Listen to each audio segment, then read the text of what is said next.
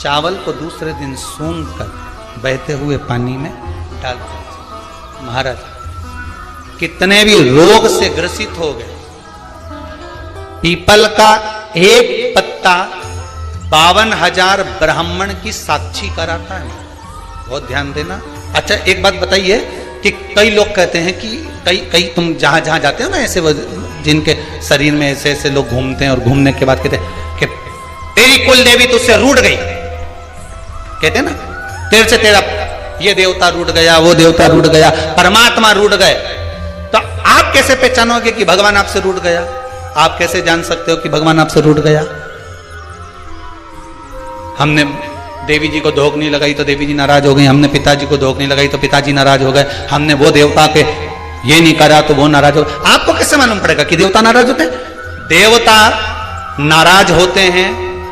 याद रखना, संसार में देवता अगर नाराज होते हैं तो कभी किसी का अहित नहीं करते। बहुत ध्यान देना इस बात पर, कभी अहित नहीं करेंगे देवता अगर नाराज होंगे। देवता नाराज होते हैं तो किसी का भोजन पानी बंद नहीं कर देते। देवता नाराज होते हैं तो किसी का खाना पीना बंद नहीं करवा देते। देवता अगर नाराज हुए हैं और आपको मालूम करना है कि देवता मुझसे नाराज हैं, तो कैसे मालूम करोगे? तो केवल हर हर महादेव, श्री शिवाय नमस्तभ्यम भक्तों। हमारे पूजनीय प्रदीप जी मिश्रा के चरणों में हमें नमन करना चाहिए, क्योंकि उनकी वजह से आज हमारा हिंदू धर्म इतना जागरूक हो चुका है कि हमारे घर के बच्चे भी मंदिर की सीढ़ी चढ़ने लगे हैं। और हमारे आदरणीय गुरु जी के उपाय इतने काम कर रहे हैं कि शायद डॉक्टर की ना दवा गोली काम कर रही है, बस उपाय कर लो अपना काम बन जाता है। और हमें इस बात की भी खुशी मनानी चाहिए कि हमारा जन्म हिंदू धर्म में हुआ। और ऐसे ही उपाय के लिए हमारे चैनल को सब्सक्राइब और वीडियो को लाइक जरूर कर रखें, ताकि आने वाली वीडियो आप तक सबसे पहले पहुंचे। एक काम करिएगा, नमस्कार। अगर देवता नाराज होते हैं तो सबसे पहले आपकी पूजन पाठ छुड़वा देते हैं। क्या छुड़वाएंगे? रोज मंदिर जाती है, रोज माला उठाकर जाप करती है, रोज गीता जी का पाठ करती है, रोज दिया लगाने जाती है। 4 दिन 5 दिन 6 दिन 10 दिन अगर आप दिया लगाने नहीं गए, मंदिर नहीं गए, पूजन नहीं करी, तो समझ लेना कि देवता मुझसे नाराज हैं, इसलिए मेरा मुंह नहीं देखना, मुझसे नाराज है।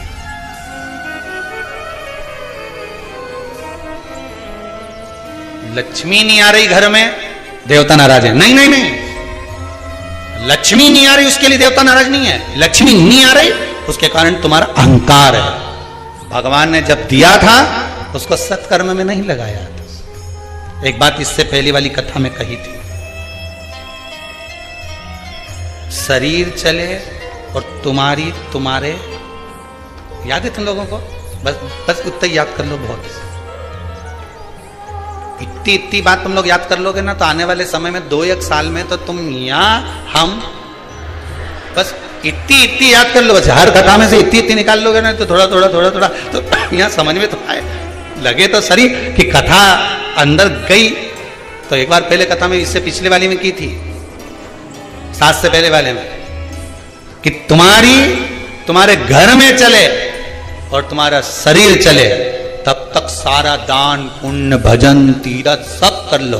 और क्योंकि तुम्हारी घर में चलेगी तभी तुम दान कर सकोगे, सत्कर्म कर सकोगे, भजन कर सकोगे, शरीर सही होगा तो तीरथ कर सकोगे। अब शरीर ही साथ नहीं दे और घर में तुम्हारी नहीं चले तो कोई तीरथ होए कि दान होए? श्री शिवाय नमस्ते। कैसे बजे? श्री शिवाय नमस्ते। कुछ नहीं करना, पीपल का एक पत्ता, हर हर भोले नमः शिवाय, उस पत्ते पर थोड़ा सा चावल, थोड़ा सा चावल।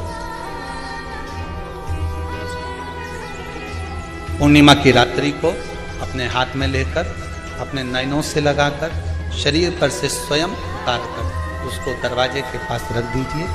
पूर्णिमा की रात्रि को पूर्ण होने पर उस चावल को दूसरे दिन सूंघ कर बहते हुए पानी में डाल दीजिए। महाराज कितने भी रोग से ग्रसित हो गए, पीपल का एक पत्ता 52,000 ब्राह्मण की साक्षी कराता है। बहुत ध्यान देना, पीपल के वृक्ष में स्वयं नारायण का, मेरे कृष्ण का वास है। स्वयं भगवान गीता के अंतर्गत कहते हैं कि मैं पीपल का वृक्ष हूं। नारायण 52,000 ब्राह्मणों का वासा एक पीपल के पत्ते में होता। और आपको पहले भी कथा में कहा, गाय, ब्राह्मण, बहन, बेटी, ये सब काल का हरण करने वाले, काल को हरने वाले। और तो मिटाइए। शिव का स्मरण करो। कई माताएं कहती हैं, गुरुदेव हमारे यहां पर शंकर भगवान का शिवलिंग नहीं है, तो क्या हम बाजार से ले आए? और हमारे यहां पर शिवलिंग है तो वो बड़ा है, तो क्या हम उसको पीपल के पेड़ के नीचे छोड़ आए? नहीं। शिवलिंग है तो पूजन करो, नहीं है तो भगवान का जब स्नान कराओ, ठाकुर जी का कराओ, देवी जी का कराओ। जो हर हर महादेव, श्री शिवाय नमस्तुभ्यं भक्त। हालांकि आप प्रदीप जी मिश्रा के सारे उपाय करते हैं, पर दोस्तों यह उपाय बहुत ही अचूक उपाय है। दोस्तों यह कई सालों में एक बार आता है। हमें इस उपाय को जरूर करना चाहिए, जिससे दुख कष्ट सदैव के लिए हमारे से दूर हो जाता है। भक्तों आप इस उपाय को जरूर करें, ऐसा मौका बार बार नहीं मिलता है। ये जानते हैं आगे इस उपाय के बारे में। तो तुम्हारे घर में भगवान है, उनका जब पूजन कराओ, तो पूजन कराने के बाद में जब उनका स्नान कराओ, स्नान कराते समय थोड़ा सा भाव यही प्रकट कर लेना कि हम शंकर विश्वनाथ को, महाकाल राजा को, सोमनाथ को, मल्लिकार्जुन को, भीमाशंकर को, त्र्यंबकनाथ को हम जल चढ़ा। हे तो ठीक है, नी है तो देवताओं को बढ़ाने की जरूरत नहीं है। कारण क्या है? तुम तो कर लोगी सेवा, तुमसे तो सज जाएगी, पर आने वाली पीढ़ी करेगी क्या? घर में सेवा उतनी ही करना, उतनी ही रखना जितनी तुमसे बन रही हो। तुम्हारे जाने के बाद घर के बहू बेटा भगवान को डलिया में भर के वृंदावन छोड़िया, ऐसा काम मत करो। जितनी बने उतनी छोटे रूप में सेवा करोगे तो पीढ़ी दर पीढ़ी चलती रहेगी। ज्यादा सेवा को बढ़ा दिया, छूना नहीं, नहा के आओ, कपड़े बदल के आओ, ये कर आओ, जाओ जरा। जितना तुम पूजन को, सेवा को, भजन को, कीर्तन को जितना हवा बनाओगे, जितना डराओगे लोगों को, वो उतने डरेंगे, उतने डरेंगे। सेवा को, भजन को, पूजन को कभी डराने का केंद्र मत बनाओ। ये तो भगवान की मस्ती का आनंद सुख है। लोटा भर के पानी भी अगर चढ़ा रहे हो, शंकर जी के मंदिर में जाकर जल चढ़ा रहे हो, थोड़ी गलती हो गई, भगवान से कह देना तुम्ही ने सिखाया है, हो गई तो हो गई, आप ही ने तो सिखाया, नहीं जानते थे। अब धीरे धीरे धीरे धीरे लोगों को शिव महापुराण सुनते सुनते मालूम पड़ रहा है कि शंकर की कैसे पूजन करना चाहिए, बेलपत्री कैसे चढ़ाना चाहिए, जल कैसे चढ़ाना चाहिए, धतूरा कैसे चढ़ाना चाहिए, चंदन कैसे चढ़ाना चाहिए, काली तिल कैसे चढ़ाना चाहिए। ये लोगों को ध्यान में अब आ रहा है धीरे धीरे। पहले नहीं मालूम था तो हो गई, गलती हो गई, स्वीकार, हमने गलती करी। शिव पुराण कह रही है, भगवान शंकर की कथा कर रही है। चंद्रदेव ने भगवान शंकर की आराधना करी, बालू रेत का शिवलिंग का निर्माण कराया महाराज जी। शिव महापुराण की कथा में आता है, देवराज नाम का ब्राह्मण जो गलत कर्म करता था, चोरी करता था, शरीर में ताप पड़ने के बाद में जब वो शंकर के मंदिर में जाकर कथा सुना और थोड़ी सी कथा सुनकर बाहर निकला, तो उसको केवल कथा का एक तत्व उसके जीवन में उतर गया था, अंश मात्र उसके जीवन में उतर गया था, उसको परमात्मा मिल गया। श्री शिवाय नमस्तुभ्यं। हर हर भोले नमः शिवाय। काशी विश्वनाथ बिंदु की धर्म पत्नी चंचुला देवी बार बार कथा में आया। पार्वती जी ने उससे शिव महापुराण की कथा की। क्या करती थी वो चंचुला? काशी में जाकर उसने करा क्या था? पति के जाने के बाद बिंदु जो पानी में डूबकर मर गया, प्रेत योनि में चला गया।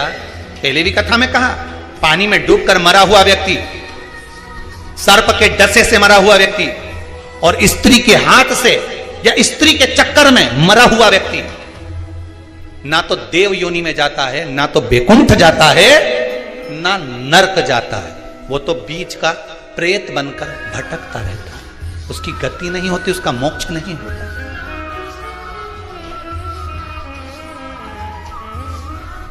चंचुला देवी को लगा था मेरे पति को मोक्ष, तो उसने करा क्या था ऐसा कि वो काशी पहुंच गई, काशी गई, ऐसा क्या करा था उसने? चंचुला देवी तो दिन रात फैशन में लगी रहती थी, कभी पति ने अगर धन ला कर दिया तो ज्यादा से ज्यादा पैसा वो खाने पीने में उजाड़ देती थी। कभी नहीं उसने दान करा, कभी नहीं धर्म करा, कभी पुण्य नहीं करा, कभी सत्कर्म नहीं करा, कभी कहीं सत्संग में नहीं गई, कथा में नहीं गई, कभी भजन में नहीं पहुंची।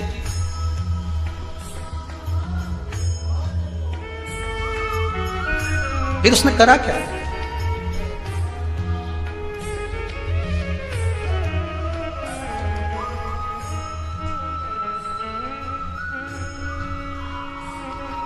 बचपन में किया गया कर्म व्यक्ति को कब प्राप्त होता है, ये चंचुला देवी की कथा के लिए। चंचुला देवी की कथा के लिए चंचुला देवी की मां भोजन का जब निर्माण करती। श्री शिवाय नमस्तुभ्यं भक्तो हर हर महादेव। दोस्तों, गुरुजी द्वारा इस उपाय को सुनने के बाद कृपया अपने घर में इस उपाय का जरूर प्रयोग करें। इस उपाय में आपको धन वृद्धि, रोग से मुक्त, हमेशा के लिए सुखी जीवन, वैवाहिक जीवन संपन्न होगा। दोस्तों, इस उपाय में आपको बहुत सारे उपाय बताए गए हैं जो कि अपने घर में करना है। दोस्तों, यह उपाय जरूर करें। हालांकि आपने दूसरे भी उपाय बहुत किए हैं, लेकिन कृपया इस उपाय को जरूर करें। इस उपाय को करने से आपके सारे कष्ट दूर हो जाएंगे। कृपया इस उपाय को जरूर करें। मैं बार बार बोल रहा हूँ, हमारे माननीय प्रदीप जी मिश्रा द्वारा बताए गए इस उपाय को जरूर करें। श्री शिवाय नमस्तुभ्यं भक्तो हर हर महादेव।